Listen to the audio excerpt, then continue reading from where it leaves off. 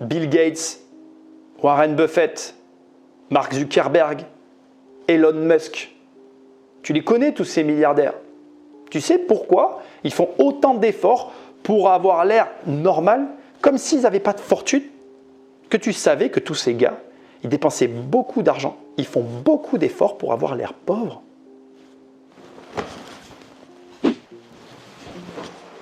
J'imagine que tu as des doutes, hein, mais ça tombe très bien, on est là pour les dissiper.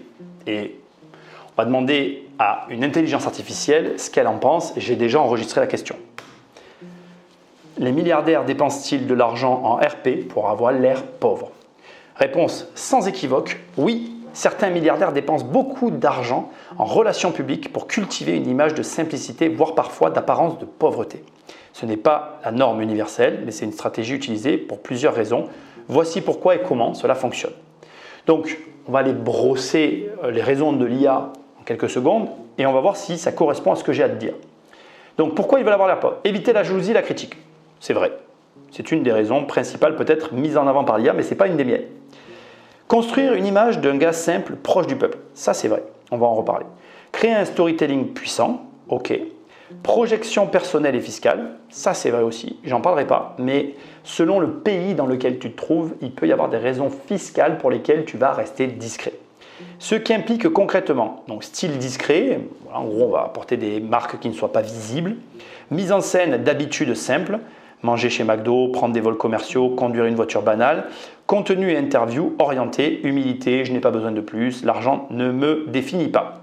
Des RP bien payés pour avoir l'air fauché, oui, donc les agences de com sont payées pour éviter les articles sur la fortune, contrôler le récit dans la presse, effacer ou détourner les recherches Google, gérer les réseaux sociaux. Alors tu vois, ce que je trouve de génial, c'est que là on est devant une IA qui t'expose des raisons qui sont justes en soi, je ne le remets pas en cause, mais elle ne va pas au fond de la chose, elle ne te donne pas l'essentiel. Tu pourrais me dire, continue la recherche, mais non.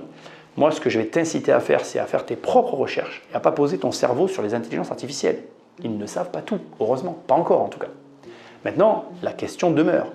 Pourquoi certains riches, certains milliardaires veulent avoir l'air pauvre? Pour plusieurs raisons. La première des raisons, c'est le marketing. Mais j'ai un petit problème avec cette notion. Je vais l'approfondir, rassure-toi. Mais est-ce que tu sais combien il y a de milliardaires dans le monde? Peu importe le chiffre que tu as en tête, il est faux. Regarde. Est-ce que tu as au moins un chiffre en tête? On reprend l'ordinateur, l'intelligence artificielle, là où elle était. Ok, je descends et là, je vais taper avec toi. Je ne sais pas si tu as le même chiffre que moi en tête, mais il y a un classement Forbes de 2640 milliardaires. Donc la question que je vais poser, c'est y a-t-il plus de 2640 milliardaires dans le monde? Et bien évidemment, je vais préciser ce chiffre est une référence selon Forbes. Fermez la parenthèse. Donc je veux juste savoir, et je veux que tu sois conscient de ça, est-ce que selon toi, il y en a plus de 2640 ou moins? Est-ce que tu t'es déjà posé cette question? Parce que Forbes les recense, mais est-ce qu'il ne peut pas y en avoir plus? Tiens, regarde, on regarde la réponse. Oui, selon le classement Forbes, le nombre de milliardaires dans le monde a dépassé 2640 que vous mentionnez. En effet, Forbes a recensé 3000 milliardaires cette année, établissant un nouveau record. Ce chiffre représente une augmentation significative par rapport aux années précédentes. Donc 2781, 641 de plus, une croissance. Donc, cette croissance reflète une concentration accrue de la richesse mondiale avec une fortune totale estimée de 16 milliards pour l'ensemble des milliardaires, ainsi. N'est-il pas possible qu'il y ait 5000, regarde bien, ça te montre les limites de l'IA, milliardaires. Et là, ça va devenir intéressant. Je te le redis, ça fera 2 fois. Ne confie pas ton cerveau aux IA. Elles ne sont pas pertinentes si tu ne sais pas où chercher. C'est exactement comme Google. Il est peu probable que le nombre réel de milliardaires dans le monde atteigne 5000 en 2025 selon le classement Forbes cette année. Mais établissant un record historique. Pourquoi 5000 milliardaires est peu probable aujourd'hui? Croissance actuelle, blablabla, répartition géographique. Donc là, on a la répartition. Il existe, je ne me laisse pas faire, hein, il existe des milliardaires non répertoriés dont les fortunes ne sont pas visibles. Exemple. Je l'ai mal écrit, mais bon, tu as compris, j'ai écrit exemple. Ça sera mieux que je l'écrive bien. 2 points. Avec l'immobilier. Tu vois, je l'enquiquine. Hein. Absolument. Il existe des milliardaires non répertoriés par des classements comme Forbes, notamment parce que leur fortune est difficile à évaluer, discrètement répartie ou détenue via des structures opaques. Cela est particulièrement vrai dans les secteurs comme l'immobilier, l'agriculture ou encore l'art, les métaux précieux. Voici une analyse complète. Tu te rends compte? 3 demandes pour avoir la réponse qu'il me faut. Est-ce que tu le fais? Je ne suis pas certain. Fortune liquide ou difficile estimable. L'immobilier par nature ne cote pas en bourse. Voilà pourquoi tu dois faire de l'immobilier. Tu ne sais pas quoi faire? Fais de l'immobilier. Tu sais quoi faire? Fais aussi de l'immobilier. Une personne peut détenir des centaines de millions d'euros en immeubles, mais si ceux-ci sont répartis sur plusieurs pays ou détenus via des SCI, fiducies ou fondations, il devient quasi impossible d'en estimer la valeur. C'est une parenthèse dans la parenthèse. C'est presque du contenu dans le contenu, ce que tu es en train de voir là. Société écran, holding, trust, absence volontaire de visibilité. Certains milliardaires veulent éviter l'exposition médiatique. Je t'invite à faire certaines recherches sur un Émirati qui est un champion dans le domaine. Je n'en dirai pas plus. Fortune construite localement hors radar des analystes. Exemple avec l'immobilier. Posséder 50 immeubles dans plusieurs pays via des SCI, LLC et GmbH. Valoriser chaque immeuble entre 10 et 50 millions. Fortune totale 1 milliard. Aucune entreprise cotée, aucun patrimoine visible dans un registre centralisé. Pas de présence sur les réseaux sociaux, peu ou pas de presse, invisible pour Forbes.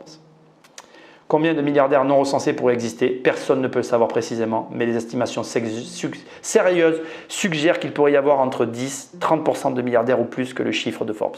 Si Forbes recense 3 000 milliardaires en 2025, il pourra en exister 3 500 à 4 000 en réalité. Cette analyse est très critique, évoque même un chiffre allant jusqu'à 5 000, surtout si on inclut les fortunes criminelles ou extraterritoriales.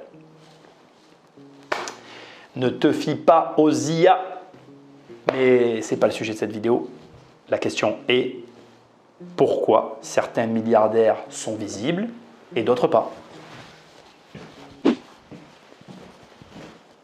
Pour le marketing. Eh oui. Pourquoi? Parce que le succès fait vendre. C'est pas plus compliqué que ça. Tout simplement. En fait, tu as donc une partie des milliardaires, une partie des high net worth millionnaires qui veulent de la lumière pour augmenter leur vente.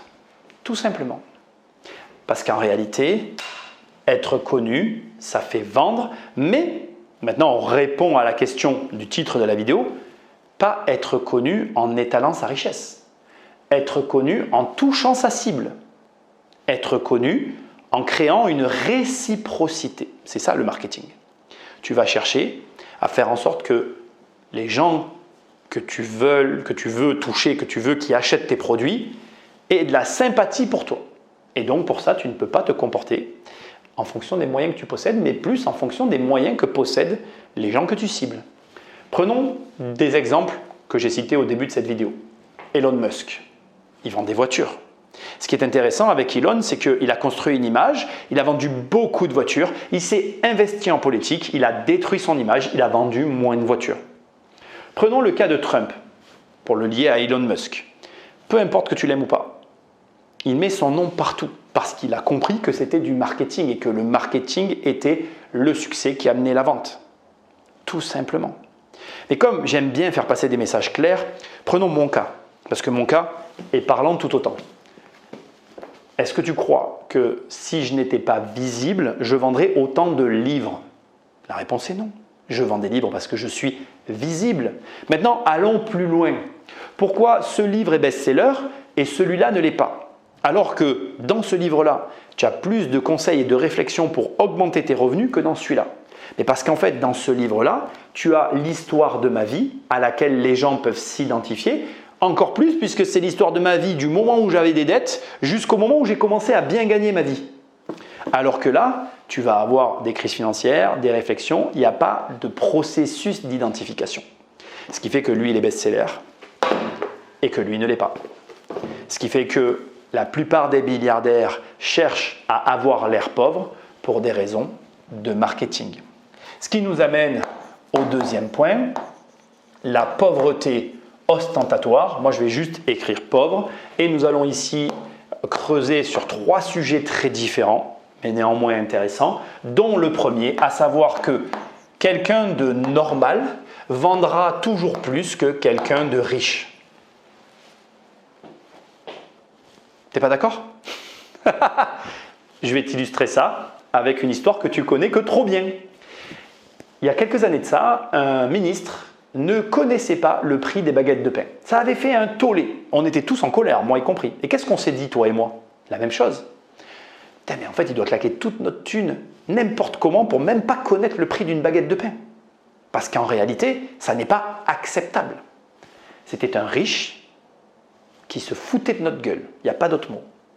À l'opposé de ça, on va parler de la femme de Warren Buffett, qui, lors d'un événement, a témoigné à la presse son mécontentement du prix trop élevé des cafés sur le site. Elle a dit « 4 $, c'est beaucoup trop cher pour un café ». Et immédiatement, tu auras de la sympathie pour cette personne qui est très riche et qui peut se payer des cafés à 8 ou 12 $ sans problème, mais qui fait au moins preuve d'humanité, de réciprocité.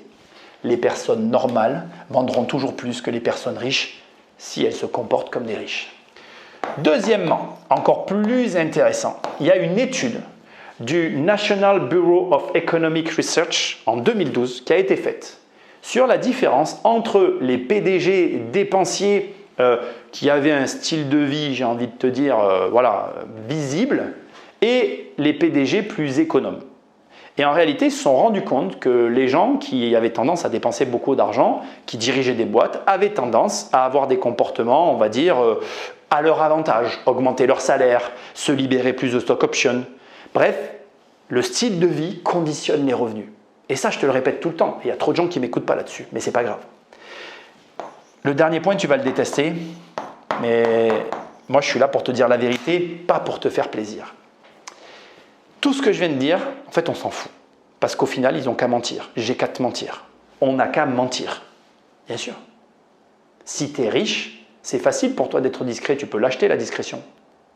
En réalité, le mensonge est légion dans ce style de niveau de vie. Prenons des exemples et tu vas comprendre. On va reprendre le cas d'Elon Musk. Il y a quelques années, beaucoup de gens ont dit il s'est acheté une toute petite maison, une teeny house. Oui, mais il n'a pas vendu son manoir de 8000 pieds carrés et il se déplace toujours en jet privé. Il ment. Prenons Warren Buffett et mettons sa maison de côté parce que ça serait encore pire, je pourrais le trucider, donc on va rester sur la voiture. La voiture. Il a toujours la même bagnole, soi-disant. Quand il se déplace, il y a un cortège de voitures blindées avec lui, avec toute une équipe de sécurité. On peut se déplacer, toi et moi, tant qu'on veut, on ne dépensera jamais autant d'argent sur une journée. Il te ment. Prenons Mark Zuckerberg. Il a toujours le même t-shirt. Mais on oublie de te dire que c'est un Brunello Cucinelli. Je te laisse faire des recherches, tu vas voir le prix. Ça ne coûte pas le prix d'un Zara ou d'un Jules, tu vois ce que je veux dire? Donc en fait, ces gars-là, ils ont juste qu'à te mentir. Et la question est réglée. Ce qui m'amène au troisième et dernier point. Et celui-là, on va le comprendre toi et moi, tu vas voir, on sera d'accord. Je vais mettre un hélicoptère parce qu'on est d'accord qu'un milliardaire sans hélicoptère, c'est pas vraiment un milliardaire. Tu es OK avec ça? On va faire un petit plateau pour sa piste d'atterrissage. Ici, on va mettre une piscine. Ici, on va mettre nos 2 milliardaires que je te présente. OK? Lui, il a un bateau, d'accord? C'est un 3 étages, tu vois. Voilà, avec sa cabine ici. Un truc de ouf, tu vois. Bref. Les deux ont une société de taille équivalente. Lui, il faut que je le précise, il est économe. Bon, tu auras compris que l'autre ne l'est pas. Peu importe. Les deux licencient 1000 personnes.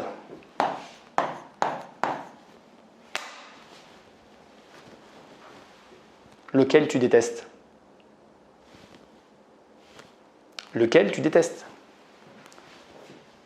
On est d'accord? C'est celui-là que tu détestes. Pourquoi? Parce qu'en fait, lui, il te donne au moins l'impression qu'il essaye de faire des efforts, qu'il essaye de sauver la boîte.